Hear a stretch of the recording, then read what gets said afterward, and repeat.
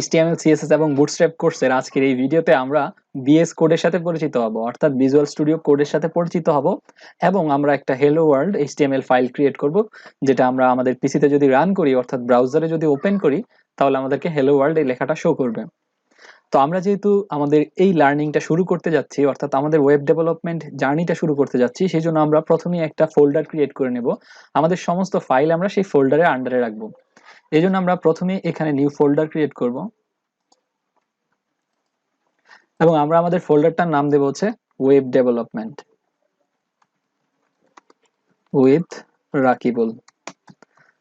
এখন আমরা সমস্ত কাজ আমাদের এই ফোল্ডারটার ভিতরে করব, যাতে করে আমাদের সবগুলো কোড গুছানো থাকে। তো আমরা যদি এই কোডের ভিতরে আসি এবং আমাদের পিসিতে যদি ভিজুয়াল স্টুডিও কোড ইনস্টল করা থাকে, তাহলে আমরা এখান থেকে ভিজুয়াল স্টুডিও কোড লিখে সার্চ করলে অথবা বিএস কোড লিখলে আমাদের এখানে দেখাবে, আমরা এটা লঞ্চ করতে পারি। অথবা আমরা চাইলে এখান থেকে রাইট ক্লিক করে ওপেন উইথ কোড এটা সিলেক্ট করে আমাদের এই ফোল্ডারটা আমরা ভিজুয়াল স্টুডিও কোড দিয়ে ওপেন করতে পারি। তো ভিজুয়াল স্টুডিও কোড যদি ওপেন হয়, আমাদের এই ফোল্ডারটার মধ্যে যত ফাইল আছে সবগুলো সে শো করবে। বর্তমানে আমাদের ফোল্ডারে কোনো ফাইল নেই, তো আমরা দেখতে পাচ্ছি যে এইখানে আমাদের ওয়েব ডেভেলপমেন্ট উইথ রাকিবুল এই ফোল্ডারটা ওপেন হচ্ছে, কিন্তু এখানে কোনো ফাইলই শো করতেছে না, কারণ বর্তমানে আমাদের ফোল্ডারটা কিন্তু সম্পূর্ণ খালি। তো ভিজুয়াল স্টুডিও কোডের হচ্ছে বিভিন্ন ভিন্ন থিম রয়েছে, অর্থাৎ আমরা যে কালার দেখতে পাচ্ছি এখানে সেটা হচ্ছে ওর থিম। তো আমরা যদি চাই অনেকক্ষণ যাবত যখন আমরা ওয়েব ডেভেলপমেন্ট শিখবো অথবা কাজ করব, তখন সেই ক্ষেত্রে কিন্তু আমাদের এই ডার্ক থিমটা, অর্থাৎ এই কালো কালারের থিমটা আমাদের চোখের জন্য উপকারী হতে পারে। আমরা অনেকেই ডার্ক থিমে কাজ করি, কিন্তু বর্তমানে আমি এই টিউটোরিয়ালের খাতিরে আমি এই থিমটা চেঞ্জ করে আমি লাইট থিম ইউজ করব, যাতে করে আমার কোডগুলো সহজেই তোমরা বুঝতে পারো। তো থিম চেঞ্জ করার জন্য আমি প্রথমে এখানে চলে যাব সেটিং এ, তারপরে হচ্ছে কালার থিম এখানে ক্লিক করব। তো এখান থেকে আমি লাইট ভিজুয়াল স্টুডিও ইউজ করব, যাতে করে আমার কোডগুলো সহজেই বোঝা যায়। এতে করে আমার থিমটা চেঞ্জ হয়ে গেল। আমি যদি আবার চাই যে আমার থিমটা ডার্ক করে ফেলতে, তাহলে আমি এখান থেকে সেটিং বাটনে ক্লিক করব আর এখান থেকে কালার থিম, অর্থাৎ কালার থিমে ক্লিক করে আমি যে কোনো একটা ডার্ক থিম ইউজ করতে পারি। তাহলে আমার আগের মতো থিমটা হয়ে গেল।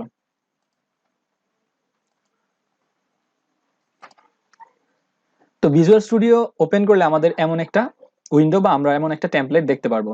তো প্রথমে আমরা এটার সাথে পরিচিত হয়ে নিই। আমাদের যত ফাইল রিলেটেড কাজকর্ম আছে সব আমরা এই ফাইল সেকশনে গিয়ে পাবো, অর্থাৎ নতুন কোনো ফাইল ক্রিয়েট করতে হলে আমরা কন্ট্রোল এন প্রেস করতে পারি, তাহলে আমাদের নতুন ফাইল ক্রিয়েট হয়ে যাবে। নিউ উইন্ডো ক্রিয়েট করতে চাইলে কন্ট্রোল শিফট এন, আমরা এখানে শর্টকাটটাও দেখতে পাচ্ছি।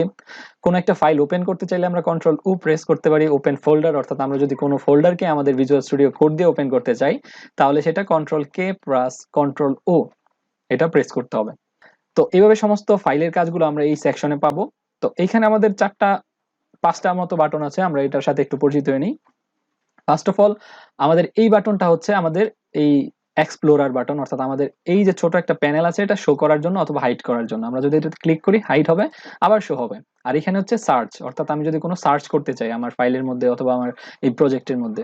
আর এইটা যে আমরা দেখতে পাচ্ছি সেটা হচ্ছে সোর্স কন্ট্রোল, মানে হচ্ছে আমি গিট হাবের সাথে অর্থাৎ গিটের সাথে যদি আমি কানেকশন করতে চাই, যে আমার ফাইলের যত চেঞ্জ আছে, আমার ফাইলের যা যা আমি কোড চেঞ্জ করব, প্রত্যেক দিন আমি যে কাজগুলো করব, আমি যদি সেগুলো আপডেট রাখতে চাই, তাহলে আমি এখান থেকে দেখতে পারি।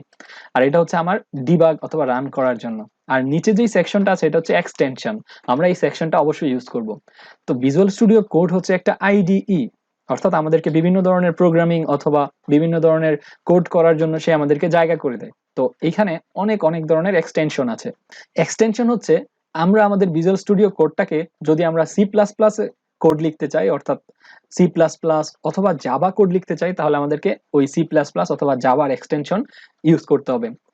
সেম ভাবে আমরা যদি চাই যে আমরা এইচটিএমএল এ কোড লিখবো, তাহলে আমাদের এইচটিএমএল এর এক্সটেনশন ইউজ করতে হবে। কিন্তু ভিজুয়াল স্টুডিও কোড আমাদের জন্য অলরেডি এইচটিএমএল এর কিছু এক্সটেনশন আমাদের জন্য অ্যাড করে দিয়েছে। বর্তমানে আমরা যে কাজটা করব সেটা হচ্ছে আমরা একটা নতুন এক্সটেনশন অ্যাড করব, সেটা হচ্ছে লাইভ সার্ভার, অর্থাৎ সরাসরি আমাদেরকে সে সার্ভারের মতো কাজ করবে। এই জন্য আমরা প্রথমেই আমাদের এই এক্সটেনশন সেকশনে আসবো এবং লিখবো লাইভ সার্ভার। তো লাইভ সার্ভার লিখলে অবশ্যই আমাদের এই কানেকশন থাকা লাগবে, নয়তো কিন্তু এটা কাজ করবে না। তো আমরা দেখতে পাচ্ছি আমাদের এখানে লাইভ সার্ভার নামের একটা অনেকগুলো আমাদের এক্সটেনশন শো করতেছে, কিন্তু আমরা এখান থেকে কোনটা ইনস্টল করব। এই জন্য আমরা প্রথমেই দেখতে পাচ্ছি যে লাইভ সার্ভার নামে 5.6.1, আমরা যদি এটাতে যাই তাহলে আমরা দেখতে পাচ্ছি এখানে প্রচুর ডাউনলোড এবং এটাই আমরা ইনস্টল করব। কিন্তু বর্তমানে আমার পিসিতে এটা ইনস্টল করা আছে, যার কারণে আমার এখানে আনইনস্টল দেখাচ্ছে। তো আমরা যদি চাই এটা ইনস্টল করতে পারি, এখানে ক্লিক করলে এটা অটোমেটিক্যালি ইনস্টল হয়ে যাবে। আমি যদি চেক করি, এখন আনইনস্টল হয়ে গেছে। আমি যদি ইনস্টল করি তাহলে আমার এখানে ইনস্টলিং লেখা আসছে এবং ইনস্টল হয়ে গেছে অলরেডি। তো এইভাবে সহজেই আমরা লাইভ সার্ভার ইনস্টল করতে পারি। মনে রাখতে হবে, লাইভ সার্ভার ইনস্টল করার আগে কিন্তু আমাদের অবশ্যই নেট কানেকশন থাকতে হবে। তো লাইভ সার্ভার ইনস্টল করার অনেক সুবিধা। আমরা যখন HTML কোড লিখবো সেটা আমাদেরকে লাইভ দেখাবে, অর্থাৎ আমাদের যেই ডিফল্ট ব্রাউজার আছে আমরা সেই ব্রাউজারে চাইলে এটা লাইভ দেখতে পারবো যে আমাদের কোড কেমন চেঞ্জ হচ্ছে। তো এখানে আমাদের ফোল্ডারটা ওপেন করা আছে, কিন্তু এখানে কোনো ধরনের ফাইল এখানে নেই। তো ভিজুয়াল স্টুডিও কোড যেটা, সেটা কিন্তু আমাদের HTML এর একটা ইমেট যেই এক্সটেনশনটা আছে সে হচ্ছে বিল্ট ইন, এটা নিয়ে নেয়। তো ইমেট আমাদের অনেক ধরনের হেল্প করে HTML কোড দ্রুত লেখার জন্য। তো আমরা এখানে নতুন একটা ফাইল ক্রিয়েট করব, তো এই জন্য আমরা একটা নিউ ফাইল এই বাটনে ক্লিক করতে পারি, অথবা যদি নতুন একটা ফোল্ডার ক্রিয়েট করতে চাই তাহলে এই বাটনে।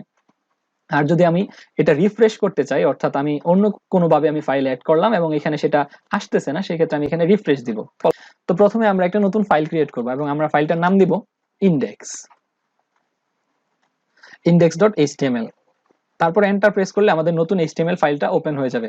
তো এখানে আমরা দেখতে পাচ্ছি যে ওপেন এডিটর, এটার ভিতরে হচ্ছে index.html, মানে এই এডিটরের মধ্যে আমাদের যে ফাইলটা বর্তমানে ওপেন আছে, আর এটা হচ্ছে আমাদের ফোল্ডারের আন্ডারে। তো এখন আমরা হচ্ছে আমাদের প্রথম HTML ফাইলটা লিখবো। এই ফাইলটা যদি আমরা দেখতে চাই, আমরা আমাদের ফোল্ডারে চলে যাব যেখানে আমরা কাজ করতেছিলাম। এখানে আমরা অলরেডি দেখতে পাচ্ছি যে ওয়েব ডেভেলপমেন্ট উইথ রাকিব বলে এই ফোল্ডারটার ভিতরে কিন্তু একটা নতুন HTML ফাইল ক্রিয়েট করা হয়ে গেছে। তো আমরা এটা ক্লোজ করে দেব এবং এখানে এসে আমরা HTML লিখবো, HTML। তো এখানে আমরা দেখতে পাচ্ছি যে ইমেট এভরিভিয়েশন, অর্থাৎ ইমেট একটা প্যাকেজের হেল্প কি আমরা নিতে চাই কিনা। আমরা কিন্তু কোনো অ্যাঙ্গুলার ব্রেকেট অথবা কোনো কিছুই দিব না, আমরা জাস্ট লিখবো HTML। তো HTML লিখে যদি আমি এন্টার প্রেস করি তাহলে সে আমার HTML ট্যাগটাও এনে দিল, সাথে সাথে সে আমার ক্লোজ ট্যাগটাও এনে দিল। তো এটা হচ্ছে আমাদের ভিজুয়াল স্টুডিও কোডের একটা পাওয়ারফুল ফিচার। আমরা ইমেটের সাহায্যে অনেক দ্রুত কোড করতে পারি। তো সর্বপ্রথম আমরা যেহেতু আজকে হ্যালো ওয়ার্ল্ড এই কোডটা লিখবো, সেই জন্য আমরা এই এক্সক্লামেশন সাইনটা দিব। এক্সক্লামেশন সাইন দেওয়ার সাথে সাথে হচ্ছে এখানে আমাদেরকে দেখাচ্ছে ইমেট এভরিভিয়েশন।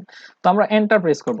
তো এন্টার প্রেস করার সাথে সাথে আমাদের একটা বয়লার প্লেট কোড দিয়ে দিয়েছে, অর্থাৎ যেই কোডটা আমাদের সবসময় দরকার একটা HTML ফাইল ক্রিয়েট করার জন্য।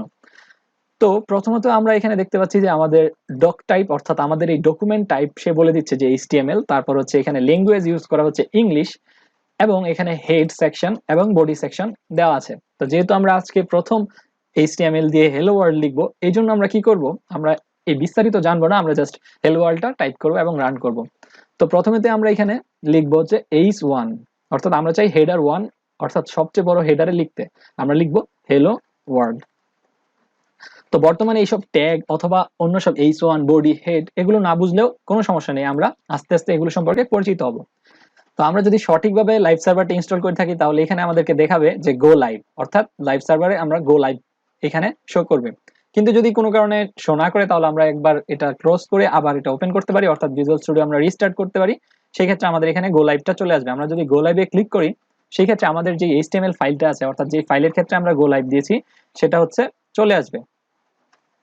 তো আমাদের এখানে দেখাচ্ছে হ্যালো ওয়ার্ল্ড, অর্থাৎ আমাদের প্রথম হ্যালো ওয়ার্ল্ড HTML এ লেখা হয়ে গেছে। তো যদিও আমরা এখানে অনেক কিছু এখনো অজানা রয়েছে, আমরা অনেক ট্যাগ সম্পর্কে এখনো জানি না, কিন্তু আমাদের হ্যালো ওয়ার্ল্ড আমরা একটা HTML অথবা আমরা একটা ছোটখাটো ওয়েব পেজ ক্রিয়েট করে ফেলেছি।